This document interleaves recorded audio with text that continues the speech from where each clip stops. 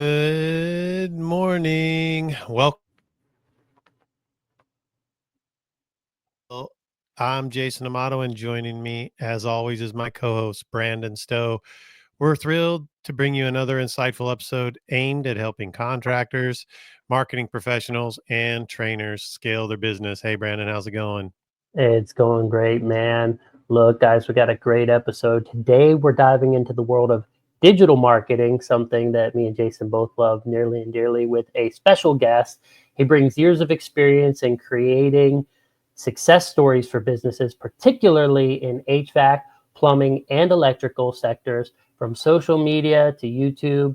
He's been at the forefront of viral campaigns and effective ad strategies for a very long time.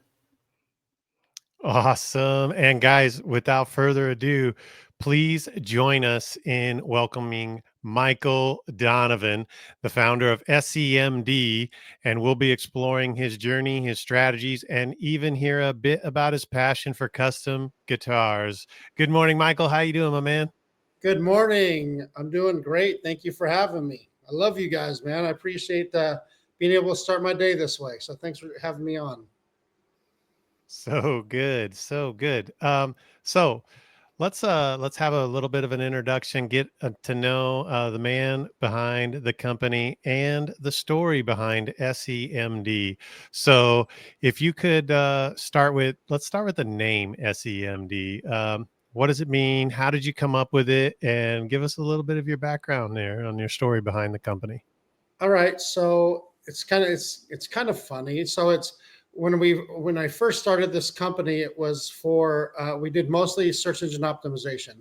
I specialized in social media back then, but I didn't offer it as a offering. I just did it for free for our SEO clients. So what we were a search engine company. My name is Mike Donovan.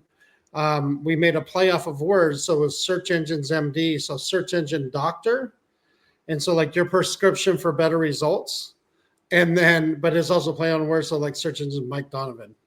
So it's something Love that it. my wife and I came up with together, and maybe more my wife than me. I don't know, but anyway, that's how it came about.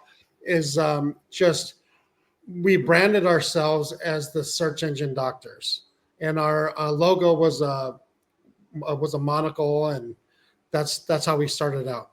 And we evolved from there, but that's the way we started this whole thing 15 years ago. Wow, Very cool. that's quite the history, man. Now, speaking of 15 years ago, like, can you speak about the early days of the company? Like, what inspired you to start in digital marketing? Because from what I understand, we've had some conversations in the past. You Yeah, used to have restaurants, bars, things like yeah, that, yeah. and now you're crushing it in digital marketing. So, what got you there? Well, so what my career was before this was opening bars and restaurants and nightclubs, mostly in the Washington State. So about God, it was like 25 bars and restaurants and nightclubs out in that area. And it was really back then. Social media marketing or social media was just going around and being a strong networker. So that's the things that we would do is go around to all the different bars and different restaurants and make friends with everybody, treat everybody like neighbors. So what was important back then is there was 84 places to drink in a 3 mile radius in Kirkland.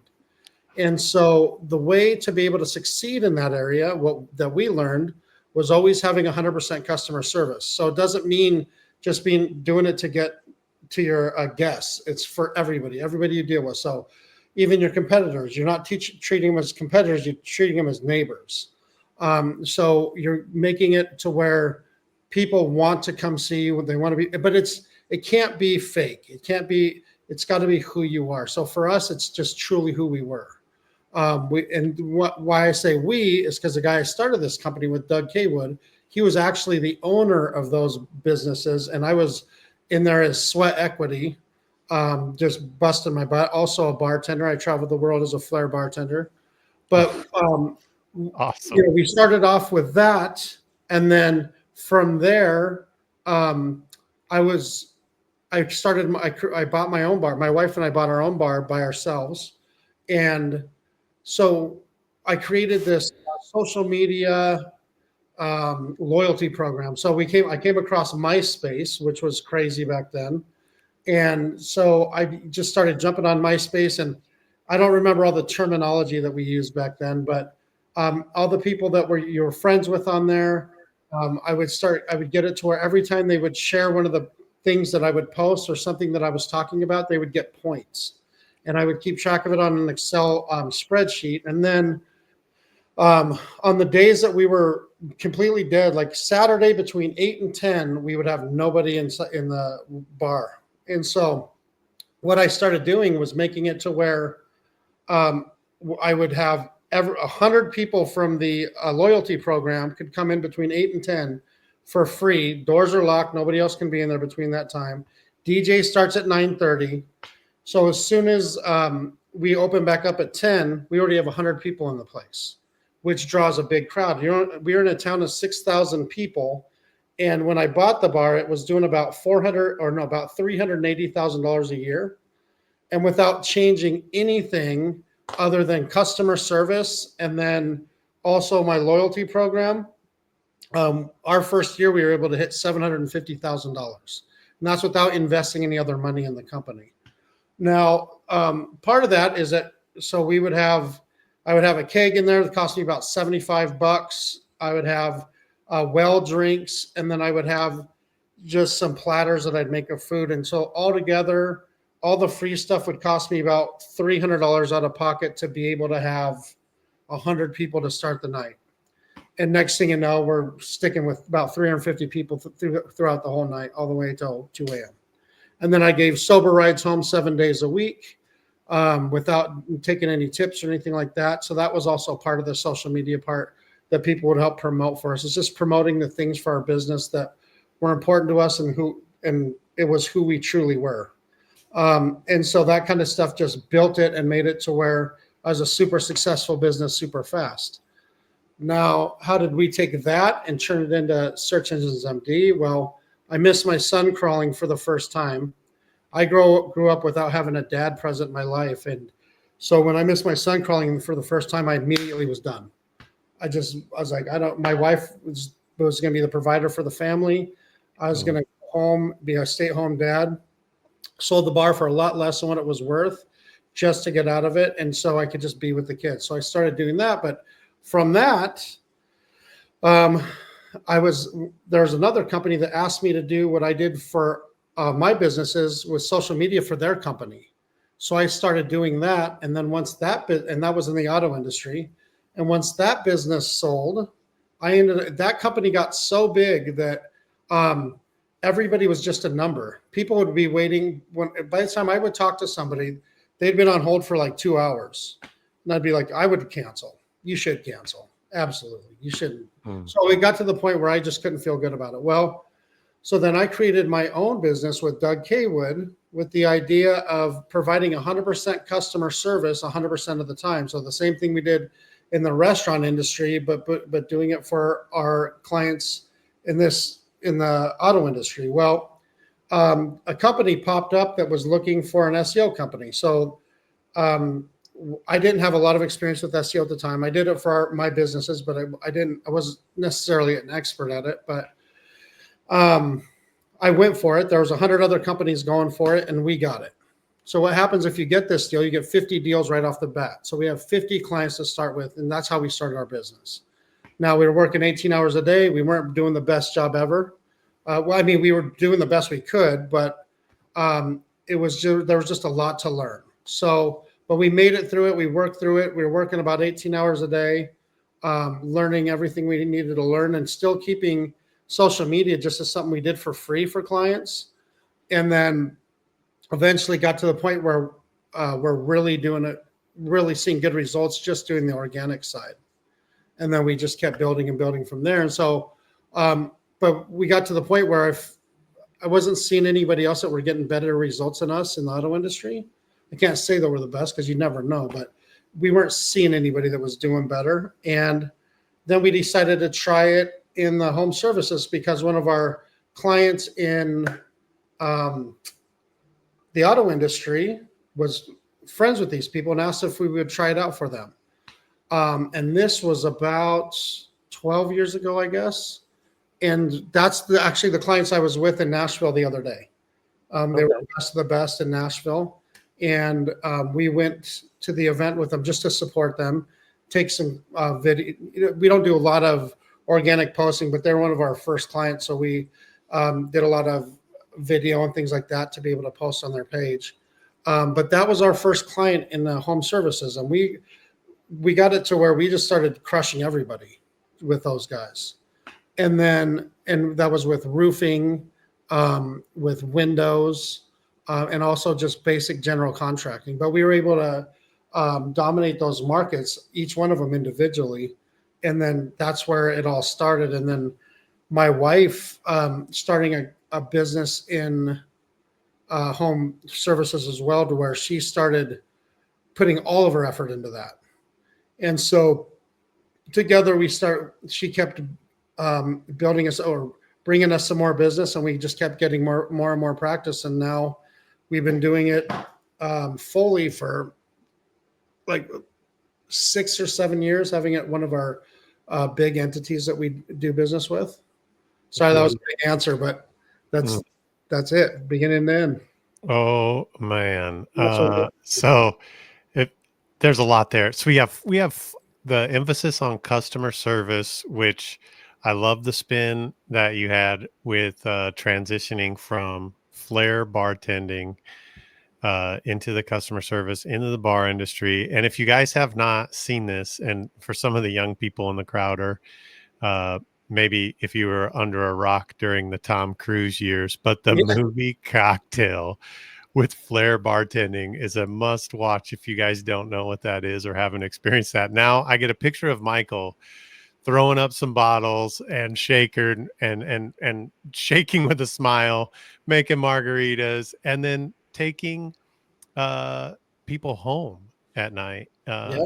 Just an amazing journey of customer service, and how you live that. You really do walk the walk. And I'll also say you mentioned customer service several times, and previously you mentioned to me that your ideal client is someone who can provide efficient communication, and that you value that communication and the ability to work with somebody and collaborate with somebody in an efficient manner.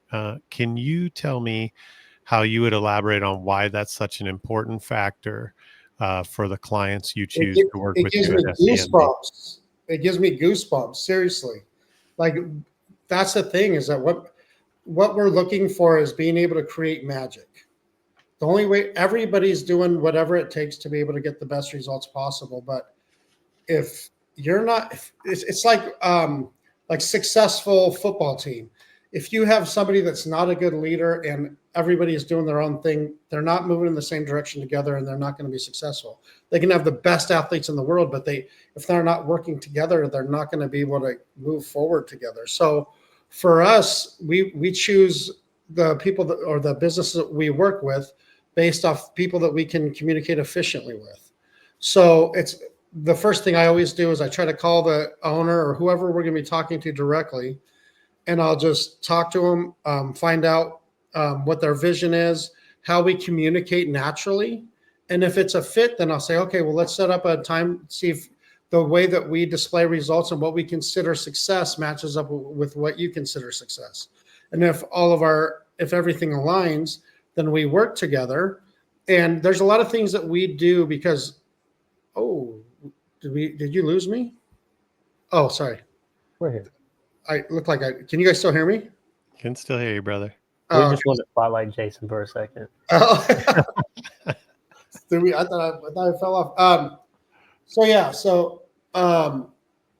with that, so I started at the very beginning. I tried to do business with everybody. I tried to be the biggest company ever. So I was selling to everybody. I was getting these clients that were spending, $50,000, $60,000 per business, and having several of them. And but one of the things that would start happening is that I would have my team who's working really hard to give them the best results possible, but then they're talking down to them on every call, or they're not. We're not having the back and forth. We're not learning and growing together. And finally I got to the point where I was like, you know what? No, I'm not going to do business with these people. And I'm not being arrogant. It's just, we're not going to be able to accomplish anything. We're going to be miserable. We're going to take this toxicity home. And we don't want to do that. We want to come home and feel good. The whole reason behind this business is to be able to provide a good service to a handful of businesses and give them a competitive advantage. So that was the whole idea. And I started losing track of that because I wanted to get too big too fast. So then I realized that the only way that we're going to be able to accomplish this is if we find people that are like-minded people. The best thing we find that we try to get the most out of the first conversations to be able to understand if we're going to be able to grow together. So from that, because you're going to have ups and downs with anybody you're doing business with. If they tell you you're not, then they're full of crap. It's just not how it is. If you're really going for it and really paying attention to the data, you're going to see some dips. There's times where stuff's not going to work out. The only way to make it better is to be able to work together, and we got to trust each other. We can't work against each other. We have to work together to be able to move forward. So that's what we've believed in the whole time. And a little ways down the road, I ended up Google released something that was called customer centricity. So it's saying that not every customer is right, but the right customer is always right.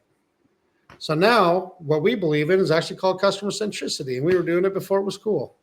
Well, let's talk about that a little bit, Yeah. Mike. So customer, and I love the term customer centricity. I'm going to have to take that. In fact, if you could send me the Google, that'd be amazing. Yeah. But so it's a book. So okay, yeah. I should be able to. So the question I have there is like from what I know about you, you've worked with small budgets, big budgets. You've had $350,000 budgets. These companies that are going all in, and budgets that the average home service business owner who's just starting out, especially in social and stuff, may have this smaller $500 to $1,000 budget. I guess the question is how do you manage that range, and is there such thing as a client that's too small or too big? So no, I love that question though, because that's the cool thing. One of the things that we believe in also is doing the right things for the right reasons.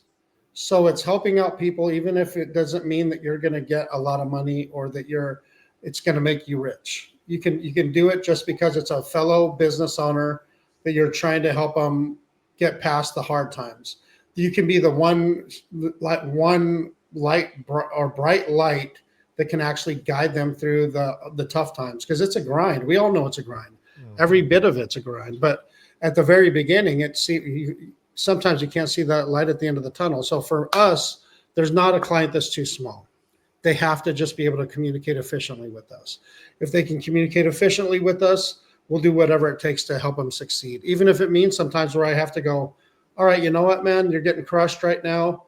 You're having a hard time being able to pay stuff. Let's just take a break on you paying us for a little bit, and then we'll jump back in it once. But we don't stop doing the work. We still help. We still keep doing the work, but we just try to find ways to help them succeed. And then we take the biggest clients, but we're not trying to get the biggest clients. But we treat the biggest clients the same way that we treat the smallest clients. Everybody gets treated the same way because you're always doing the right things for the right reasons, trying to help people that you've built these relationships with. And it's also about building trust with each other, because if we don't trust each other, it's a horrible conversation. And we can't do that. We can't operate like that. Well, I got a quick follow-up to that. Is there a budget that's too small to get an effective ROI? Like, does the budget have to start somewhere to really produce an effective ROI? Well, on Facebook, it can be too small. It can be where it's just not going to, if you're using, so we don't use like a third-party lists or anything like that.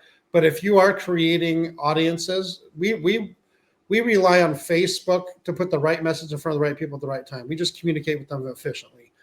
But if you're using different audiences and things of that nature, you have to be able to have enough people to be able to get the message in front of it, or else it won't even populate. But then you also have to have enough money in there to be able to get it in front of everybody that you're going after. But you can still put minimal in there. It just, you won't get the same results. Yeah, and as I was looking through some of our notes last night, and when we were talking and doing a little prep, I can tell you guys that, hey, he's got a full team around him, and they're confident in their abilities, and he has clients spending as low as like 450 a month, and some that are big players, hundreds of thousands.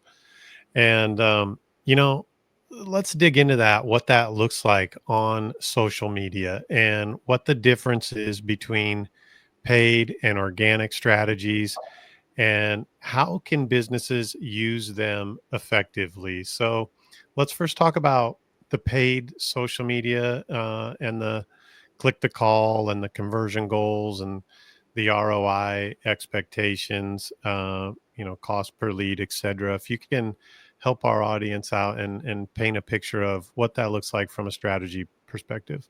I will, absolutely. So, and for those of you that don't understand the difference between paid and organic is the one where you're creating content to be able to build your brand and build relationships and that type of thing. And then the paid side are the campaigns that are created to go in front of the in-market shoppers. So they're created to go only to the people that they're meant for. They're not being shown on your main page. It's better to show your specials on your business page, but these ads are created to go in front of the right people at the right time. So, what do I mean by that? By getting the right message for the right people? The way that we know that these people are in market is that there's Facebook pixels on everybody's website. So you got almost all your competitors have a Facebook pixel. So Facebook can understand once people are in market based off of their search history. They can know who's in market because they're seeing these people go to these websites, even though it's not on Facebook, they know who they are. So if you're communicating with Facebook efficiently, they're being able to get that message in front of those in-market shoppers when they're in market. So the reason why I'm bringing that up for HVAC is that, home services, that a lot of times it's like an emergency. These guys need something right away. And so to be able to try and get those ads in front of people at the right time, guessing it, that's never going to happen. So you're leaving it up to Facebook to understand when those people are in market. So right while they're looking, those ads are popping up on Facebook and Instagram while they're trying to get the emergency handled. And it sounds weird that people would be on social media, but they are, and they're able to convert that way. So so on the social or on the paid side, it's just trying to get the right message for the right people. What we've been seeing as an industry average for cost per website lead is typically around $95 in home service, and it can vary. So in electrical, it can be closer to the 95. HVAC, it could be closer to the 60. Roofing, it depends on the season. It could vary, but overall it's about 95. And so overall we stick with about $35 cost per website lead. Our goal when we're estimating with the client would be $60 per cost per website lead, just so that we're safe. And then so they understand how much they could be spending. We'd rather overestimate so that you're not saying, okay, to be able to get these, you got to spend more money. Because depending on the market, things could happen where you are spending closer to 60 when we're used to spending 30.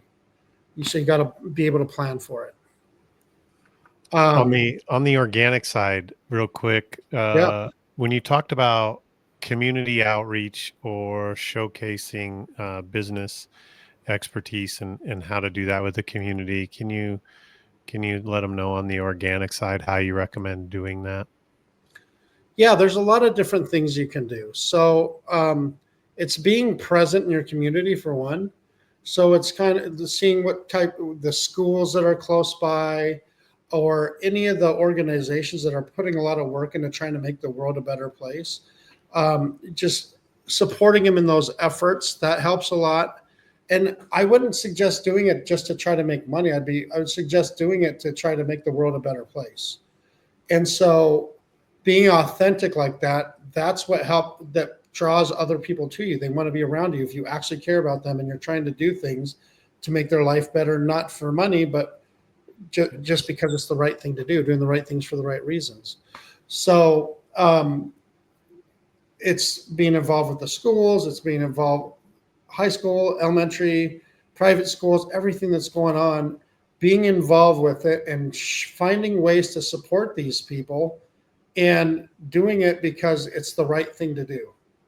And I know, that goes against what a lot of business owners will tell you to do, but it's just the way I operate. It's the way that I believe in things. And I believe in spending more time trying to do the right things for the right reasons, letting things fall into place. And there'll be a lot of people that disagree with me, and that's okay. It's just the way that I personally believe. Amen. And I've seen the results from it. It actually works. Like people eventually will make money from it, and but they're doing a lot of things. They're not just making money from it. They're making their community better. They're building relationships. They're finding people that make their life better. It's more than just the money and the power. Yeah, I recently posted a picture of when I used to do the Polar Express for the children in my community, and that was actually brought to me. I joined it's called the Merchants Association in my local community, and where a bunch of business owners get together, sort of kind of like a BNI group or something like that. And they throw all these events through the years for the community, but they all get together to participate. So you're sponsoring all the events. It's a really low cost entry. A lot of communities have things like this, but also I think a lot of business owners now, they're so enthralled into like paid search that they forget like the old fashioned way of business of sponsoring the kids baseball teams. And for us, we do the Make-A-Wish Foundation, the local chapters. I love sponsor that. Make-A-Wish. And so I think it's important that you find a cause or something that you can attach your brand to as a vehicle. And programs like that often give you a marketing blueprint as well to take that vehicle further for your company, so that's mutually beneficial. So I think you're spot on. I think a lot of companies are missing that, and it makes you in touch with the community you're serving. And I love that. And so I'm from that area, and I grew up on the streets as a kid. Grew up rough. It is what it is. But I didn't have money to be able to play the sports, so I'd have to like work for the camps, and I'd have to like wash cars and mow lawns or whatever it takes to be able to pay for these, to do the sports and just to be able to have food. And so we're involved in some of the programs out there. Well, through Jason Lucas out there, he actually is in Bothell where you're at, and participating in the YMCA endowment, and then also the foodlifeline.org. So those are the things that we do on our side, because that's, things that are close to my heart. But I'd be interested in being part of that merchant thing you're talking. I know that we're a little bit off the rails on it, but I would be interested. We have an office out there still, a couple offices in Washington. So I'd be interested in possibly helping out that group that you're part of as well. Yeah, man, I'll get you in touch. Now, to change gears just a little bit, you mentioned that consistency is the key to organic success, but that overposting, that's one of the things I want to talk about, can possibly alienate your audience. Can you share your formula for posting frequency, or how to go about that? Is there a formula, and can businesses strike the right balance? Well, so in my opinion, the things that you're trying to do on social media is build relationships. You want to have brand awareness, community engagement, like we were just talking about. And you also want to showcase your expertise. So, and you can expand that on what the things that are important to you. But for me, those are the things that are important to me. So I create my social media strategy based around those things. Now, for our page specifically, we don't spend a lot of time marketing it and trying to blow it up, because we don't have a sales arm. So we spend all of our time on our current clients to be able to get more clients. Well, but what I do for other businesses is helping them. We don't provide this as a service, organic posting, but I help these businesses do this so that they can succeed. And it's just part of what we do just to help out other businesses. So, some of the limitations to it are you have a little bit of a slower reach, and you have some audience limitations and things like that, and there's not an immediate ROI.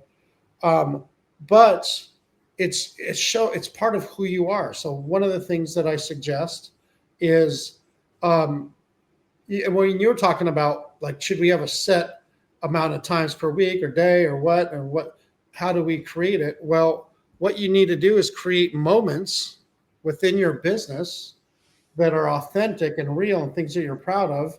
And you look at it in a way of something that you would call your best friend and tell them about. So you're like, something comes up where a business or a client needs something, they can't necessarily afford it, but you find a way to work around it to be able to get it to where they can make it happen. Like, there's one a company local here called Vector Home Services, where they found a company, or they found someone that couldn't afford their unit. But what they did was that they ended up just going in there. They found a way to make it happen, and then found a way, the exact amount of money that that person was allowed to or could afford. They ended up being able to make it happen. And they didn't post it on social media just to get the credit. It was more to show people to be good to other people. Like, this is something that you can do. This made this person's life better. They love it. So, but from that, they got probably 20, 25 new deals. But they weren't doing it to get more deals. It's just talking about real things that happen in real life. And that things are, so being able to plan it out in an exact way, an exact time, and all these things, I just don't believe in it. And I know other people will have different ideas on it. It's just not what I believe in. I believe in being authentic all the time, because in social media right now, everybody sees reels. Well, anybody that's on social media, they see reels and shorts, and they see all these things, and you see all these people doing fake pranks and things like that. So you got like an authentic radar. If you're not being authentic, you can catch someone right away, because it's something you watch and you're used to and you're conditioned to it. So right now, it's more important than ever to just be yourself, be authentic, talk about things that matter to you. Like, there's someone in your office that answers all the phones and does all these things, and they fly under the radar, but they're one of the most important people at your company. Talking about them in a way that shows that you love those people and you appreciate them. And in times where you're like, one day you walk in, you're like, man, she's doing a great job today. Like, I have one of my employees. It's actually out of Woodinville, that started with our company. Didn't even know how to turn on the computer, but I knew her from the restaurant industry. Hired her on, and she just grinded through. It was really hard for her to get it going, but she just kept going and going and going. Now she's one of the most important people in our company. And so it's like giving people like that the shout out, and being real about it, and just saying, look, and giving the story and giving real stuff, just because it's something that's important to you. And then you want to show this person that it's doing the right things for the right reasons, showing this person that you care about them and that you appreciate them, and doing it in a big way. And then that's the type of stuff that people are drawn to. So it's being authentic and doing the right things for the right reasons. I know I keep saying the same thing, but it's what not it's being contrived, not being contrived yeah. about your intentions on social media. Yeah, but you also want to have the current offers on there. So other people will say you don't ever want to have offers. Well, the offers aren't in there to attract more people. The offers are there for people that come to your site, your Facebook page, or your social media page, to find out what you have going currently. So if you have a special going, you want to have it on there and have a way for them to be able to turn the corner easily.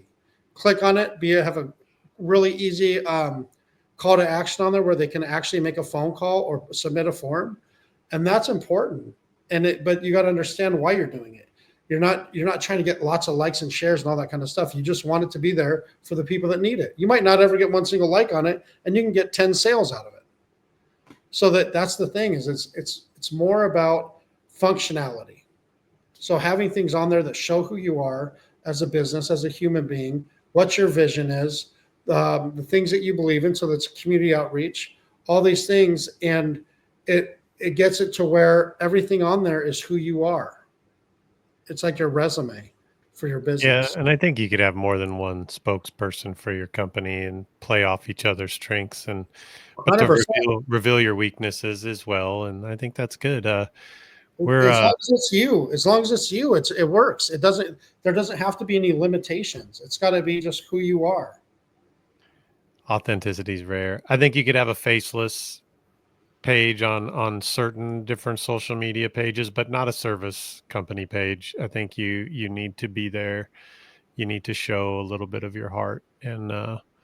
how that goes. And I think that was one of your standout points. And but before we go into next question, we're a little over halfway through Oh, and sorry.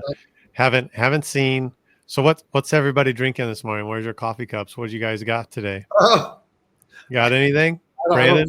I don't, I I don't don't have drink caffeine. anything. I'm over here with a dry mouth. Yeah, I just drink water. I drink water all day long. That's all I drink. All right, that was fun. Um, so, in that standout point of being real and authentic on social media, let's take it a step further. Previously, we had talked about why you think authenticity is the secret to higher performing content, Yep. but give someone a real example for what that would look like in a service business to address the audience on social media, or don't forget YouTube as well. So give someone an example there. Give them something tangible that they could do, because we have a lot of good people in our audience and a lot of good people that are going to be listening. And just to frame this up right, they're not marketing experts, Yeah. and they Or they don't are. They know. just don't know they are. Yes, Yeah. and they So, they need a little bit of an idea, sometimes a push, and I'm speaking from experience, 25 years and all the conversations I've had. But if they could climb out of their skin a little bit, whether it's even a little uncomfortable or to pick that right spokesperson, what would be an example of the secret sauce to higher performing content through authenticity? well, one of the things is um, getting used to videoing yourself, even if you're not posting the content.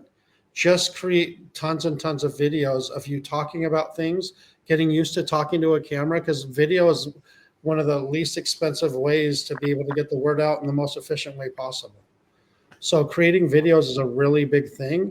I mean, it's ways for owners for people to understand who the owner is, what they believe in, and because people want to support people that they believe in, and so um, video is a really big thing. So, like I said, being able to put a lot of effort into practicing doing videos, just like anything, you got to practice doing it.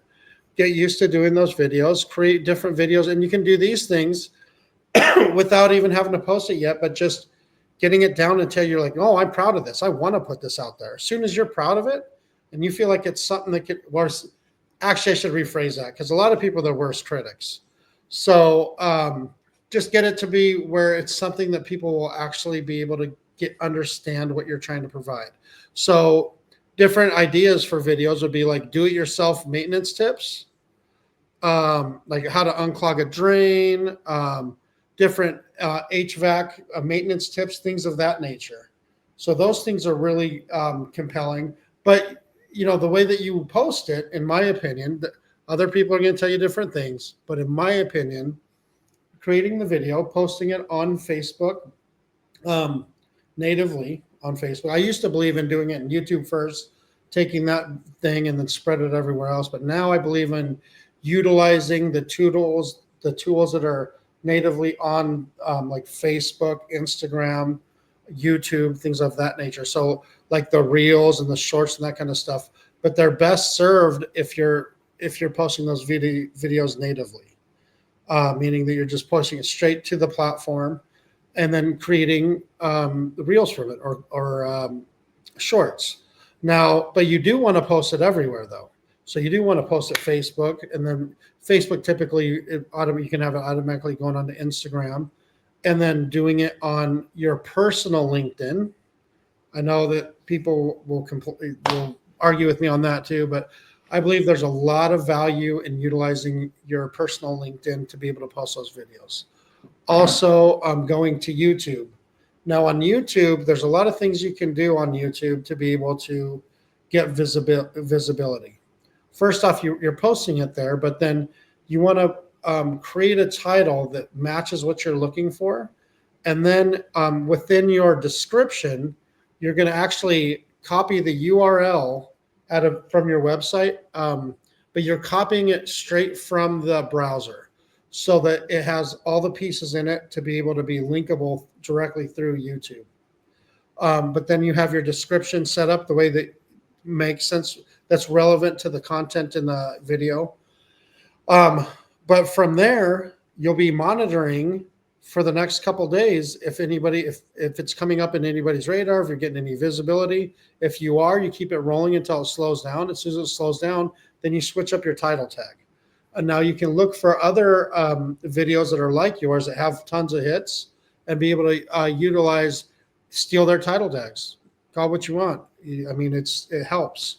And you can, but just by manipulating those titles, but there's some stuff that you don't necessarily need to do that. You can just have it in there that's searchable. People can find it, and it's something that'll help them. But if it's something you're trying to make go viral, you'll want to put that work into it. And then you also want to keep an eye on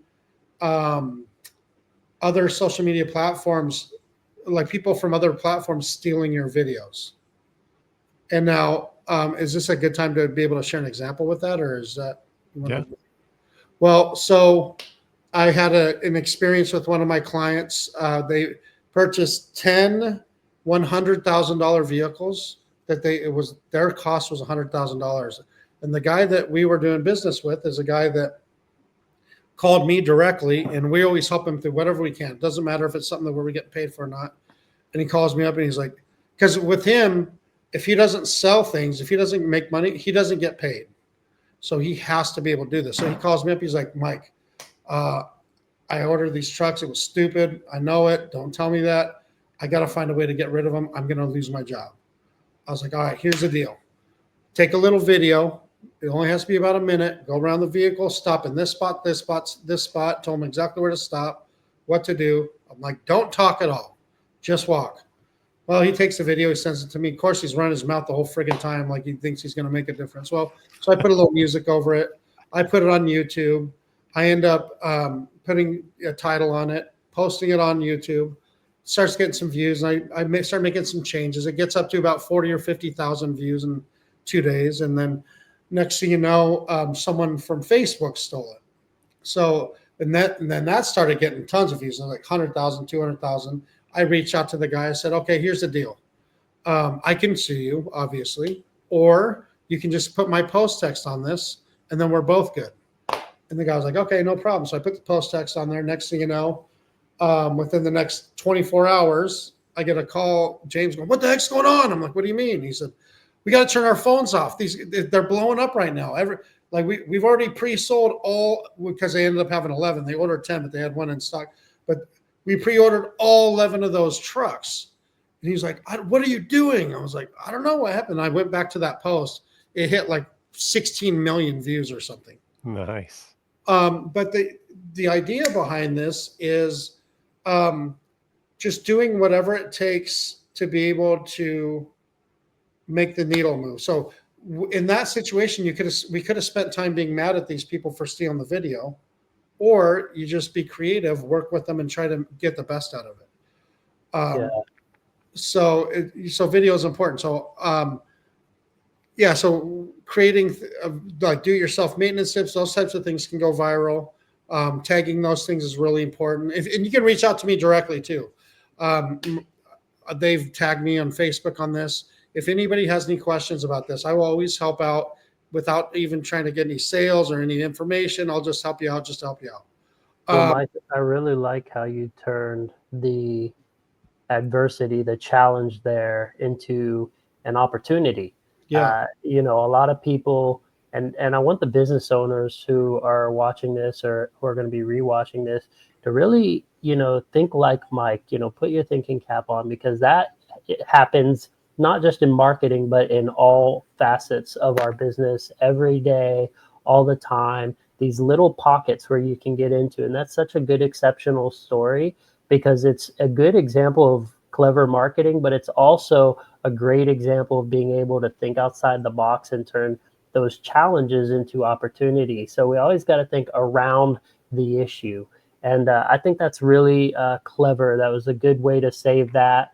Obviously we know like suing all this other stuff, the things that we tell people, it just ends up messier. It goes nowhere. But giving that other option of, or just put the post text in here, really clever way to solve that without any stress, and you help the business owner that you're trying to help. So really cool. My question was along the lines of everything you just stated.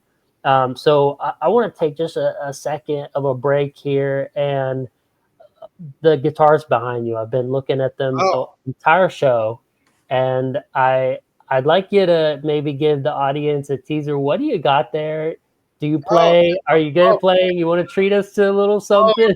I'm proud. I'm proud of that. That's awesome. So first off, I get to play right here where I get to look out the window. That's a pretty good Beautiful, office view. beautiful. So up here, that one that looks like a ukulele, that's a cavaquinha. That was one that was made for me by a guy that has a little shop in Portugal. It's in a castle in Portugal. His name's Lewis. And I was cutting through a castle in Portugal one day, and I looked up, and there's some blinds up in this thing, and I could see this guy in there making instruments. So I walk up and I knock on the door, and he answered. He doesn't speak a lot of English. I was like, "Are you making instruments in here?" He's like, "Yeah." I'm like, "Can I come in?" He's like, "Sure." And he has this little loud dog in there, and he ends up bringing me in, and I was just blown away. He's a master, and the guy's in there making instruments. And so that one right there, the little mandolin, Portuguese mandolin, he had one. He had that in there that he just finished making, and so he gave that to me. And so then from there, it got cracked a little bit because we have some issues with humidity here. So he ended up making me another one with this, which is this one that he just made me Wow. the other day. And so, all these instruments. That one over there is the Brazilian mandolin, which is super cool. But yeah, I have all these guitars that I have. I've bought them all through different things like marketplace or whatever, but they're guitars I've just fell in love with just by playing them. How many would you say you have total? If you know the number, or give a guess. I mean, at this point, you're probably just guessing at any given Like time. 30. Yeah, that's amazing. So I have a barn bar at my house too, and I have instruments in there as well. So we have drums and keyboards and a wood burning stove. So during the winter time, it's like -30. We pile in there. We've written songs that are played on the radio now during the COVID times, and so it's like our own little speakeasy back then. But yeah, so I have guitars and instruments out there as well. Well, I just had a kind of a good idea. Jason, tell me if you agree. But Mike, if you wanna play us a little bit, I'm gonna show some comments on the screen from some of Okay. our viewers here. And if anybody has any questions, go ahead and put them in the comments. I think a good idea would be for like Mike to play a little bit, answer the comments, and we just kind of take it out nice and easy. Let's do it. All right.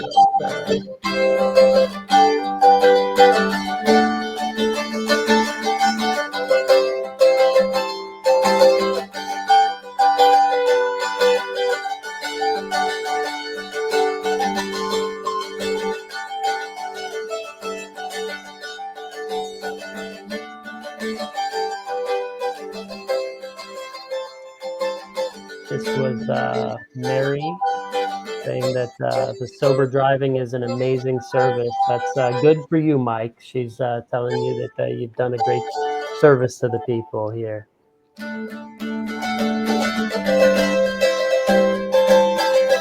Summer says it's a lot about the person who would disagree with doing the right thing. So it says a lot about, yeah, well, we always want to do the right thing. It's good. Our audience definitely is Now this along the lines. They're with you.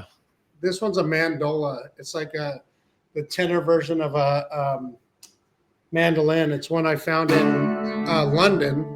I wasn't even try. I'd never even heard of one. I just grabbed it. Still don't even know what the notes are.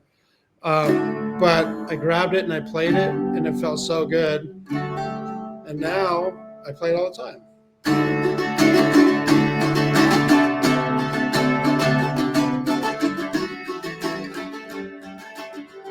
Well, Mike, something that you may not know is you're actually not our first guest with a guitar wall behind him. Oh, really? So just a couple weeks ago, we had Sam Wakefield on, and I'll tag him here in the comments shortly. But he's also a guitar enthusiast and plays a Yeah. lot as well. I think you guys would have a great. I feel like there's a jam session in the future Well, between the two of you. so what I do at some events is that I'll get a suite at a hotel, and I'll go to Guitar Center and rent a bunch of instruments. And actually, one of the guys that was commenting to me directly on this, he's actually one of the guys that participates. I just fill a room full of instruments, and then so after the dinners and stuff, instead of going and hitting all the big parties, we'll just go in there and sit down and play music, and it's really therapeutic, honestly. When you're spending your whole day doing the conference thing and then breaking away and being with people that are being genuine and playing, it's a pretty cool thing. So yes, a jam session is definitely in order, and we can definitely make that happen. I used to play a mean trumpet. Now I'm probably only at the tambourine level or maybe Oh maracas. no, we got we got some trumpets around here too, trombone, all kinds of things. Got a saxophone? No, Oh, I got a clarinet. I can play a clarinet and a sax, so that'd be fun. Oh, They translate pretty easily. I like having flutes or all that kind of stuff is fun to mix in. It's awesome. We just sit in here and it's like everybody will sit in this room, not know we won't plan anything. It won't be like a set song, and everybody just jams. It's pretty cool. We ever Doesn't look like we have any other questions, huh? we got a lot of comments, very few questions. Mary Tracy did mention that remember MySpace days. She said Tom was a friend of all. I thought that was funny. The social media has changed quite a bit since MySpace. Oh yeah. Yeah, remember those days. I don't see a question regarding Facebook or YouTube, but man, I think it would be great if you knew how to educate our audience on YouTube and for our audience to contact you on that. Because for those of you not following along the whole TikTok saga, I will tell you that it is planned to be dethroned or deplatformed or whatever you call it. Now you got to imagine this. Many of these people who are using this as a free platform to communicate are going to go to Facebook, Instagram, YouTube, X, whatever. And you can't sleep out on this. So if you're not filling your calendar with a digital marketing expert and to say, how can I take advantage of TikTok being deplatformed? You're talking about one of the largest companies in the world, definitely the largest social media platform. Now, I can't remember what they're called or whatever, but I don't think that matters who owns them or how they'll restructure. But it is planned right now, as we know it, to cease. And this is a free platform for people to share. So, Michael, give Yeah. our audience an example of how you would just take that audience from TikTok and be a storytelling audience on YouTube and how they could drive up these hits, because I know you've had viral video success. So let's hear it. It's just natural. It's just keep on doing the same thing that you're doing. You should be being consistent on all of them anyway.